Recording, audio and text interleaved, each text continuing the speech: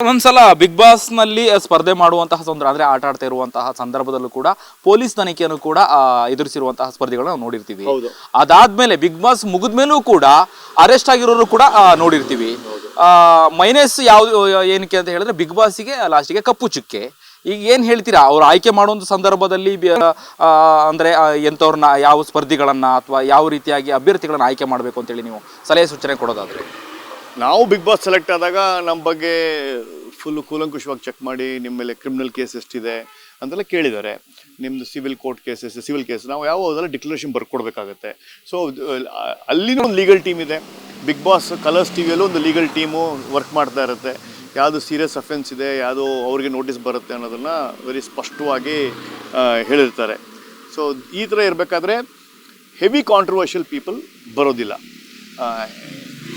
ಎರಡು ಹೆಸರು T V serial ಆ್ಯಕ್ಟ್ರಸ್ಗಳು ಬರ್ತಾರೆ. ಅವ್ರ ಹೆಸರು ನಾನು ಹೇಳೋಕ್ಕೆ ಇಷ್ಟ ಇಲ್ಲ, ಪಾಪ ಅವರ ಕೆರಿಯರ್ ಹಾಳಾಗುತ್ತೆ. ಎರಡು ಟಾಪ್ ಹೀರೋಗಳು ಸೀರಿಯಲ್ ಡಿವಿಷನಲ್ಲಿ 4 ಜನ ಸೀರಿಯಲ್ ಡಿಪಾರ್ಟ್ಮೆಂಟಿಂದ ಬರ್ತಾರೆ ಅಂತ ನನಗೆ ವೆರಿ ವೆರಿ ಕ್ಲಿಯರ್ ಇದೆ.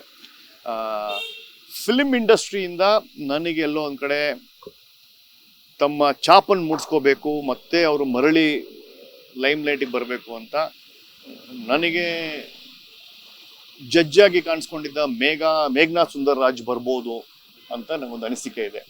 ಯಾಕೆಂದರೆ ಅವರು ಹೆಚ್ಚಾಗಿ ಕಾಣಿಸ್ಕೊತಾ ಇಲ್ಲ, ಈಗ ಜಡ್ಜಾಗೂ ಕಾಣಿಸ್ಕೊತಾ ಇಲ್ಲ, ಫಿಲ್ಮಾಗೂ ಕಾಣಿಸ್ಕೊತಾ ಇಲ್ಲ, ಆಮೇಲೆ ಮಲಯಾಳಂ ಫಿಲ್ಮ್ ಇಂಡಸ್ಟ್ರಿಯಲ್ಲೂ ಅವ್ರು ಕಾಣಿಸ್ಕೊತಾ ಇಲ್ಲ. ಸೊ ಎಲ್ಲೋ ಒಂದು ಕಡೆ ಅವ್ರಿಗೆ ಒಂದು ಪ್ಲ್ಯಾಟ್ಫಾರ್ಮ್ ಬೇಕು, ಮತ್ತೆ ಒಂದು ಬ್ರೇಕ್ ಬೇಕು ಅಂತ ಅಂದ್ಕೊಂಡು ಅವ್ರು ಬರ್ಬೋದು ಅಂತ ನನಗನ್ಸುತ್ತೆ. ಹೇಗೆ ಅನೇಕ ಬಾರಿ ಓಂ ಚಿತ್ರದ ಹೀರೋಯಿನ್ ಪ್ರೇಮ ಅವರು ಆ ಥರದ್ದು ಒಂದು ಕ್ಯಾರೆಕ್ಟ್ರು ಒಂದು ಅಲ್ಲಿ ಬರ್ಬೋದು ಅಂತ ನನಗೆ ಒಂದು ಫೀಲ್. ಆ ಥರ ಒಂದು she is a actress. So usually actresses ಇರ್ತಾರೆ. ನನ್ನ ಸೀಸನಲ್ಲಿ ನಿಧಿ ಸುಬ್ಬಯ್ಯ, ಶುಭಾ ಪೂಂಜಾ ಇದ್ದರು. 9ನೇ ಸೀಸನಲ್ಲಿ ಅನುಪಮ ಇದ್ದರು, ಅಮೂಲ್ಯ ಇದ್ದರು, ಆಮೇಲೆ ದೀಪಿಕಾ ದಾಸ್ ಇದ್ದರು, ಆಮೇಲೆ ದಿವ್ಯಾ ಹುಡುಗ ಇದ್ದರು. ಸೊ ಹೀಗೆ ಒಂದು ಹೆಣ್ಮಕ್ಳಿಗೆ ಸೀರಿಯಲಲ್ಲಿ ರಂಜಿಸಿರ್ತಕ್ಕಂಥ ಅವ್ರ ಮನೆ ಮಾತಾಗಿರ್ತಕ್ಕಂಥ ವ್ಯಕ್ತಿ ವೈಷ್ಣವಿ ಗೌಡ ಆಗಿರ್ಬೋದು. ಹೀಗೆ ಒಬ್ಬರನ್ನ ಆಯ್ಕೆ ಮಾಡ್ತಾರೆ. ಆ ಆಯ್ಕೆ ಪಟ್ಟಿಯಲ್ಲಿ ನನಗೆ ಹೆಚ್ಚಾಗಿ ಕಾಣ್ತಾ ಇರೋದು ಮೇಘನಾ ಸುಂದರ್ರಾಜ್. ಬಿಗ್ ಬಾಸ್ನ ಮಾಜಿ ಸ್ಪರ್ಧಿ ನೀವು. ಬಿಗ್ ಬಾಸ್ ಅಂದರೆ ಏನು ನಿಮಗೆ ತಟ್ಟು ಅಂತೇಳಿ ನಿಮಗೆ ಥಾಟ್? ಬಿಗ್ ಬಾಸ್ ಅಂದರೆ 10 ಗಂಟೆಯಿಂದ 11:30ವರೆಗೂ ಅವರೂ ಮನೆ ಮಂದಿಯಾಗಿ ಭಾಗಿಯಾಗ್ತಾರೆ. ನಮ್ಮ ಮನೆಯಲ್ಲೇ ಬದುಕಿದ್ದಾನೇನೋ ಅಂತ ಆ ಥರ ಒಂದು ಭಾವನೆ. ಮನೆಗೂ ರೀಚ್ ಆಗುವ ಒಂದು ರಿಯಾಲಿಟಿ ಶೋ. ಅದು ಯೂಶಲಿ 10 o'clock to 11:30 ಇರುತ್ತೆ.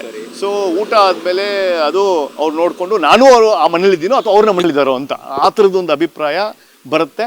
So they will become one among the family. So ಈ ಥರದ್ದು ಒಂದು ಮೈಂಡ್ ಸೆಟ್ಟು ಬರುತ್ತೆ.